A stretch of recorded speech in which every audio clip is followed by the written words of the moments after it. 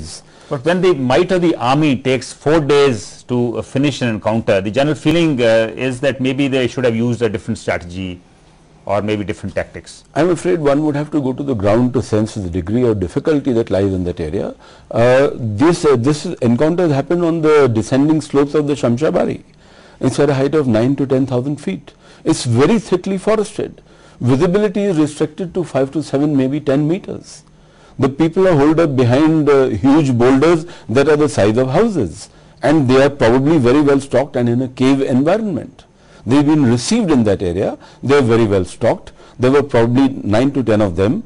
To my information, 5 have been shot. 2 more have also probably been shot because the firing has died down. But this is not, General Mehta, the first encounter in the last couple of weeks. We've had a series of encounters. That's right. So do you see a pattern in all this? Yes, indeed, I do see a pattern. In fact, the information that I have got from headquarters 15 Corps today is that this is the 24th encounter that has taken place ever since this summer has started. And 14 of their top leaders have been shot dead. So the effort now before the winter... So is that quite unusual, a 24th encounter in the last couple of weeks? Yes, I would say it is unusual because of the fact that winters are coming up pretty rapidly. And they have to make sure that the leadership which was depleted in these 14 attacks, after all, Unni got killed at Sopore just on the 13th of September.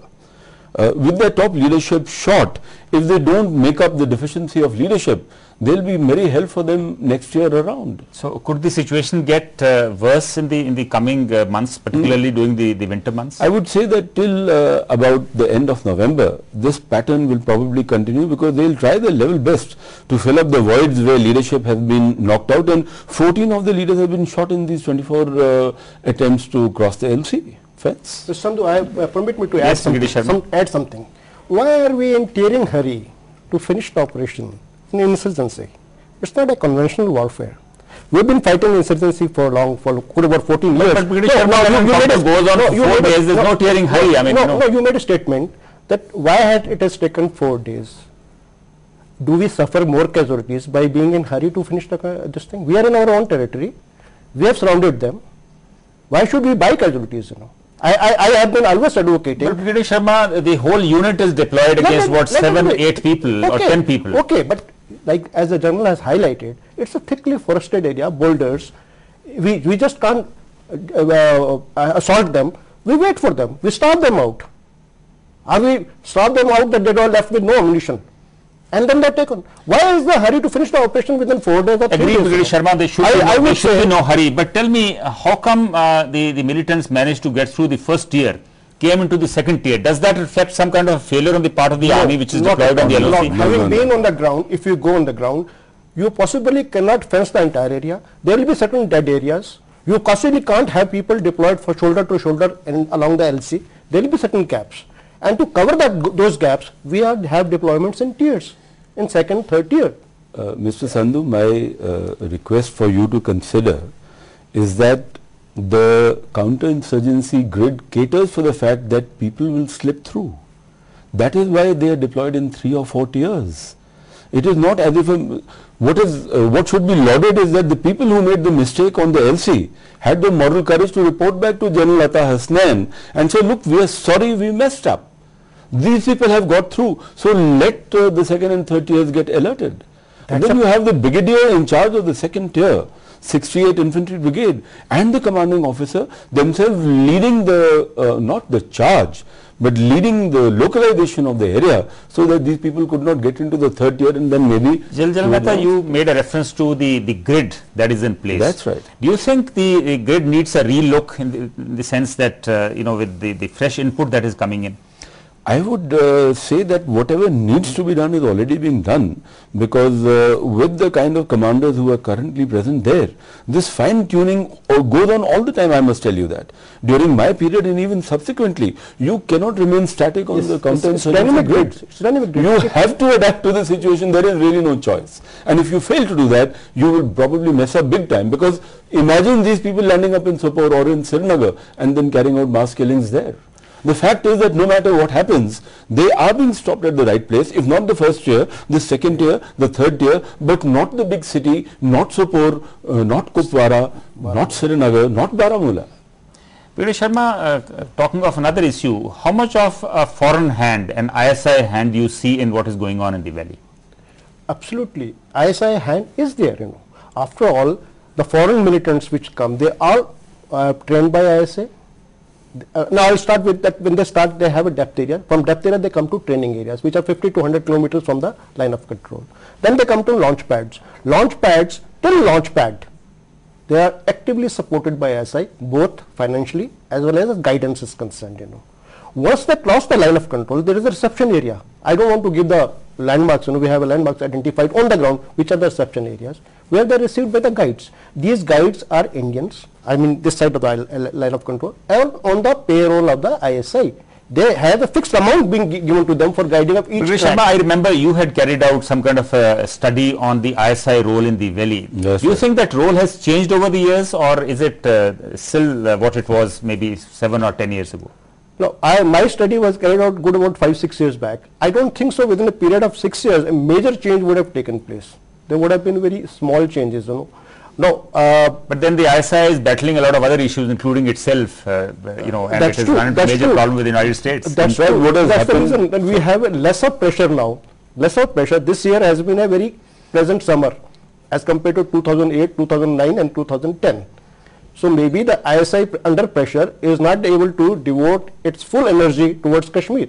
It's more involved. Well, it was a pleasant summer, all right, but it doesn't look like it's going to be a very pleasant winter, the way the encounters are taking place. If the summer has been pleasant, just only 24 infiltration attempts have been made and 26 have been eliminated. We had a formula when I was in the valley that for every one encounter, successful encounter, every 3 successful encounters, we used to say one track has successfully infiltrated. If that be so, I multiply 26 by 3. Not more than 100 people have infiltrated in. That's my formula. I would like to add to that, Mr. Sandhu, and inform you that we have got 19 division on the LC, we've got 28 division on the LC, and we've got Kilo Force that is able to fill up the gaps. What has happened is that the focus of the terrorist attention has been 28 division. 19 division and the Kilo Force areas are actually almost practically free of infiltration for the simple fact that a huge amount of effort has been put in all these areas. But the terrain in 28 division is so daunting that sometimes if you want to see the palm of your hand, both of us have been in operations there. So for 5 to 7 meters you cannot see your body. To put in lighter vein, sir, we used to say if a terrorist comes and pats your back and hides, you can't still look at him. In Hafruda, the undergrowth, I mean, apart from whatever, if a traffic just comes and pats you on the back, the terrorist pats you in the back, that's a joke. They would rather stab you in the back and not pat you in the back. I would also like to add, Mr. Sandhu, that this policy for the last 8 months that I am aware of the heart, that means making sure that the Kashmiris are looked after properly, their complaints are attended to seriously, human face of the Indian Army and the uniformed forces being shown to them has definitely had a huge impact, linked with the fact that the ISI is far lesser efficient than what it used to be because its problems with Malan and problems in AFPAC, along with the fact that the Indian Army is making itself far more credible. This is Hassan philosophy. But then, General Mehta, there is a feeling that with whatever is happening in the valley, there is a lot of homegrown element which is adding to it, adding to the violence there. What is your take? My understanding is that the homegrown element, as a consequence of seeing the better face of the army, has probably gone down or lost interest in the manner that they used to have probably 5 or 7 years back. Because now the roots have been shaken by understanding that the people that they chose to hate are actually people with a pretty good heart. Do you agree with that, Brigadier Sharma? So I would to large extent, but there are certain elements, sir, where it's my personal perception, sir, pardon me, that once I was discussing with the senior officers from the police, is that if the ISI decides to stop infiltration completely, it will take them, the police force, it will take them minimum 5 years to sort out people who have got used to the gun culture, sir. They are not the actual militants, they are actually ruffians who are living off the weapon. They can go and take out money, ransom from anyone. They can get the best of girl. They can get best of stay in any place they go. This sort of culture is not related to insurgency. It is basically law and order. Even if the infiltration is stopped, the police force will have to go whole hog to deal with these ruffians, which will take, as per them, then will take minimum 5 years to sort them out. Right, General Mehta, some hardliners are saying that if Afzal Guru is convicted in the attack in the parliament, it would lead to a very violent backlash in the valley. Would you agree with that? No, I would not agree with that. I think it is gross exaggeration. It's also an understanding of people who are nowhere in the valley, do not understand the ground situation and imagine or extrapolate what might happen. In actual fact, I think the valley is very much on the mend. People have realized that the progress being made in mainstream India is the progress that they desire to have in the valley, and enough sensible people are present to make sure that this trauma of 1987 is not repeated again. I'm pretty certain about that.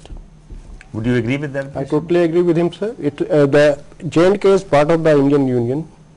Indian Constitution, Indian judicial system has tried Afzal Guru, and the Supreme Court has given the verdict. So the law of the land must take its place. And as far as this backlash is concerned, sir, this is just empty threats being made by the Hurriyat and other people. We should take the law of the course, law of the land should take its course. Right. One point I would request you to please consider is that this officer who died, Lieutenant Khajuria, actually paid the highest possible price anybody could by giving up his life to save a buddy. He gave up his life to make sure that his buddy got saved, although he had been shot through the neck and was already dead. But this lieutenant did not know. He tried to retrieve the injured and also his body, yes. and probably died in the best traditions of any army of the world. Very, very creditable. Please also remember that on 20th August, Lieutenant Navdeep had passed orders when he set that ambush in the Gurez Valley for the track of 17 that was coming in, that you will open fire only when I do, and he opened fire, Mr. Sandhu, at 10 meters, knowing that he would die in the bargain. So therefore, if 13 people got shot out of 17, it is because people like this are placing their life at stake at the drop of a hat because of their love for India. Absolutely, very creditable, and I think they need a lot of recognition. Indeed they do. I'll just come back to you. Meanwhile, New Delhi today said Chinese patrols do stray across to the Indian side, but it downplayed such incidents. The official spokesperson of the Ministry of External Affairs, interestingly, went on to say that India's boundary with China, one of the most peaceful and tranquil. We have a very long boundary with China, one. Two, the line of actual control with China has not yet been delineated, and therefore, since the line has not been delineated, there is a difference of perceptions, which is very natural. And as I said, it's a long border. So from time to time, the patrols do stray across. This is not new, this does happen. But when there is some sort of thing happens, they revert to their areas, and we have also very good mechanisms between India and China, where if there is any issue pertaining to the kind that you mentioned, are immediately taken up and amicably resolved. I would like here to highlight that the India-China boundary is one of the most peaceful, one of the most tranquil boundaries that we have. So that is where the matter is. Jal Mehta, this is not the first time the Chinese patrols have crossed into the Indian territory, but is this a cause of worry for us? No. What is the cause for worry, Mr. Sandhu, is the collusion that is taking place between China and Pakistan, very close to our areas of interest. Now that is something which is